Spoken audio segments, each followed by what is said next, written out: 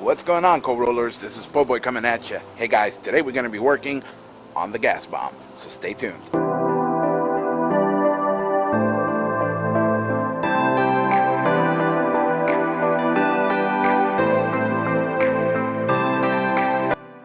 Alright, co-rollers, welcome back to the channel. If this is your first time coming to the channel, welcome. Welcome to Po'boy's Diesel. Today we're going to be working on the gas bomb. Now, if you guys are not aware of what the gas bomb is, it's a 1993 F150. She was a gas truck, and we're not really using her, but we are going to be using the cab to swap it over to the F250 that we're doing for the race build. So, great. Airplanes, they won't let me vlog. Hey, excuse me. I'm trying to vlog here. Anyway, as you guys know, you can't really avoid this kind of stuff. But yeah, we're going to be working on the gas bomb, and let's see. I'm going to be putting you guys on some time lapse. That way, you guys are not bored watching me do the same thing basically I did on Ugly Betty, but a couple videos ago. And yeah, let's jump right to it. Get some work done. See you then. They say you don't gotta go home, but you can't stay here. And no, I don't wanna be alone in the world out there. I tried this, tried that, tried everything, coming right back. Won't you wait for me? I need you to stay right there. I'm coming right away, my dear. Alright guys, so I already pulled out the dash. I detached it anyway, so you guys can see there. But yeah, I'm being attacked by wasps, yellow jackets. They're all inside of there, so I don't know if you guys can see her on the video, but anyway, I'm gonna see what I can do about her because once again, it's about to storm. So let's get to it. They say you don't gotta go home, but you can't stay here. And no, I don't wanna be alone in the world out there. I tried this, tried that, tried everything, coming right back. Won't you wait for me? I need you to stay right there. Say hello to my little friend.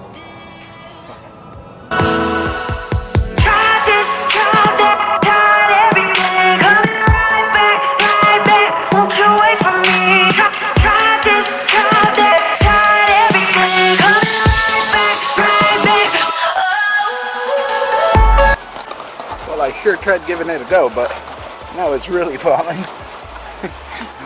Picking stuff up, trying to hurry.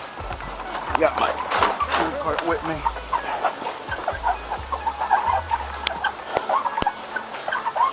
My tool cart with me. Let me tell you, it ain't fun dragging one of these in the sand and grass. I'll tell you that much.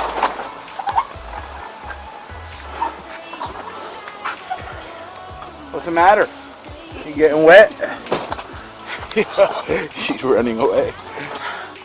We continue to run. We continue to run. This is going crazy. Every time I step outside, it just starts raining. Oh wait, look, wasp. Yeah, she wants to follow me apparently. You don't pay rent here. Get away. Alright, co-rollers, so this is a second attempt at trying to finish off what we started with the gas bomb.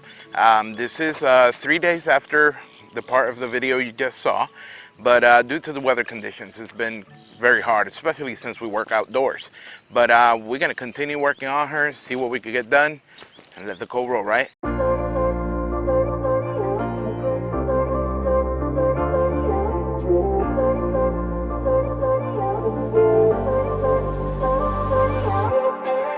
It's 2 in the morning, tears are falling. I got a feeling like I fell off a balcony. Like I fell off a balcony.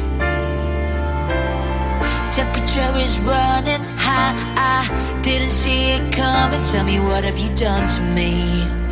Tell me, what have you done to put my trust in you. I always told the truth.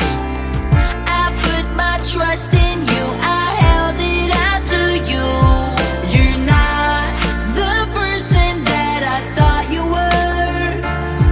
You're not the person that I knew. 'Cause I've seen it now. You've truly shown your dark side. I'm leaving now, the demons out of your mind. You can say all you wanna say. All right, cold rollers. So as you guys were able to see, we removed the carpet off of the gas bomb here, and we're trying to get. Oh, we also got rid of the headliner and whatever was around.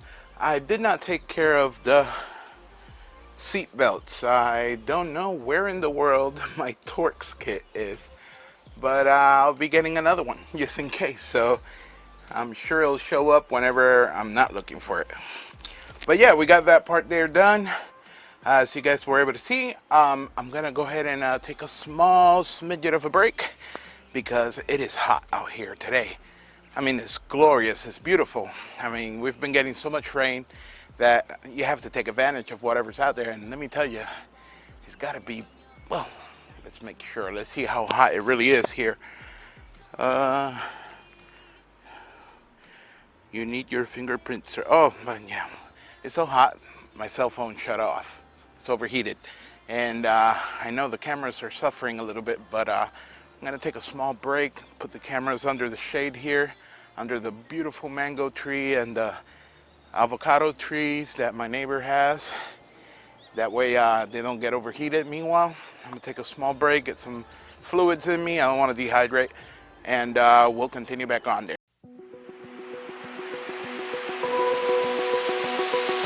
Open eye, feel the waves cut through me. Hypnotized by the sounds I'm breathing in. Hold tight, hold tight.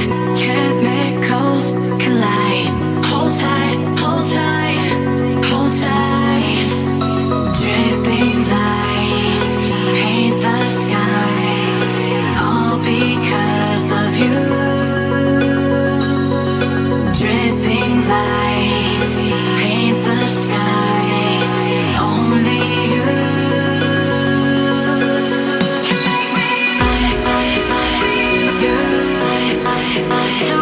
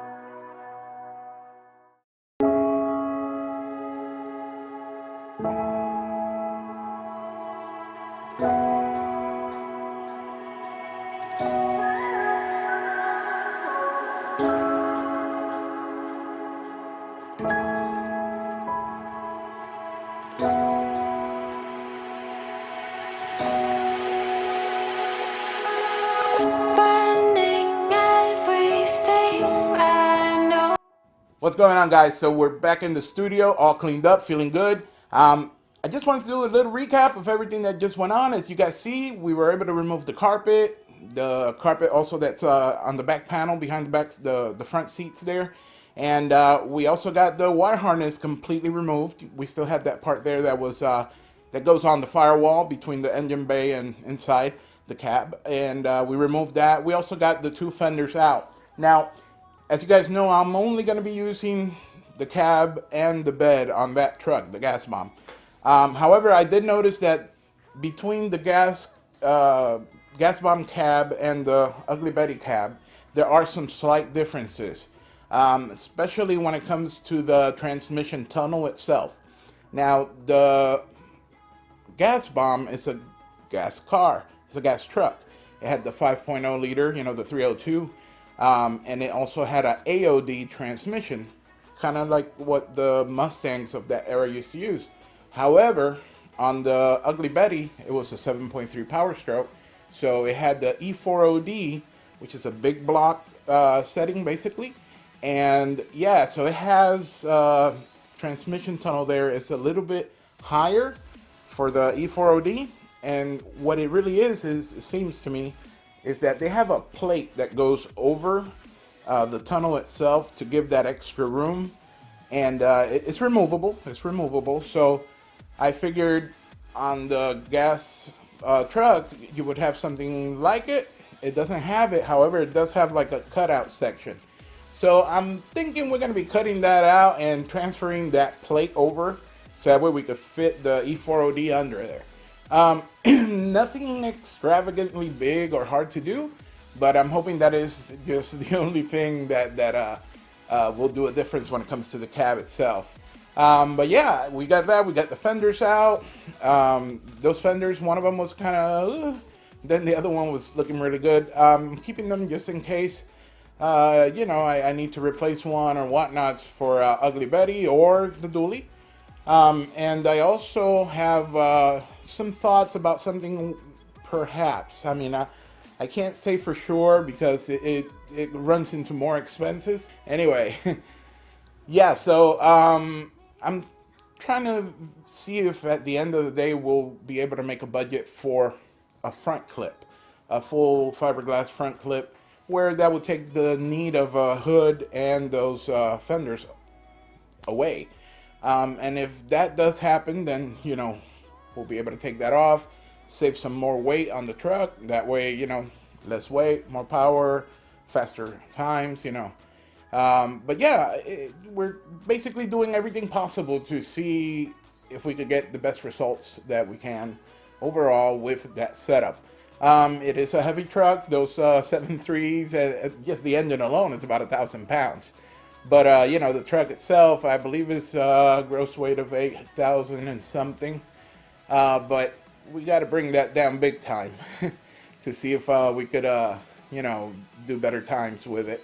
And, of course, the driver, that skinny guy, you know, he needs to do a little weight savings on himself, too. And I will be. I already started a, you know, little plan to see if I could lower some weight and, you know, help out with the times and obviously my health. So yeah, I just wanted to do a little recap. Make sure you guys are up to par, and I'm hoping you guys are liking the videos. I also wanted to send out a big shout out to Brian Gray from Gray's Diesel Performance over in Middleburg, Florida. As you guys know, he's the guy that I've been talking about for, you know, quite some time, and the reason for that is because he's going to be working with me on making sure that we have the right components for the build that we're going to be doing for Ugly Betty. Now, granted, keep you guys in check, this is a very long process, you know, when it comes to doing this build, due to the fact, you know, financially it's pretty tight. But I wanted to send a shout out to him because he just got a spot on the Diesel World magazine where they did a little review about himself and his truck. Like I've always said, I mean, this guy's got the know-how and he's got the team to back it up, and he's definitely done the times to back it up. And he just got on that article on Diesel World magazine for the quickest, let me see if I can check it out here real quick. I don't want to give you the wrong info. quickest 7.3 Powerstroke truck through the 660. Quickest 7.3 on the 660. Now he's also the quickest 7.3 on the quarter mile. And he's also the quickest 7.3 on the eighth of a mile. However, he wants to do a little bit more. He wants to get that truck into the fours, and I know he will. He's already running, I believe last time was a 521 at 137 miles an hour, which is amazing and unheard of when it comes to a 7.3 Powerstroke. And I mean, there's a lot of guys out there working on 7.3 platforms. The only well, not all of them, but you know, some of them are doing the P-pump thing, and he's still using the Huey injectors, which means he's taken a whole different approach to making horsepower, making the right times with a 7.3 without having to P-pump it. Because, well, and you know, in many thoughts of many different people, and I'm one of them, I believe that a 7.3 Powerstroke should actually be with the Huey injectors in order to be, you know, a real Powerstroke. That's just my opinion. I'm sure there's hundreds of you guys who might like the P-pump, and hey, power to you. You know, you could definitely make some horsepower with a P-pump. But, you know, I just find it amazing, and that's something that I like as well, you know, pushing those limits that have never been, you know, reachable before and making it happen. And that's what Brian has been doing.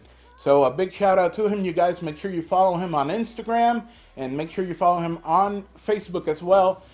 You'll be able to see his truck and some of the time slips and some pictures there, which is really cool.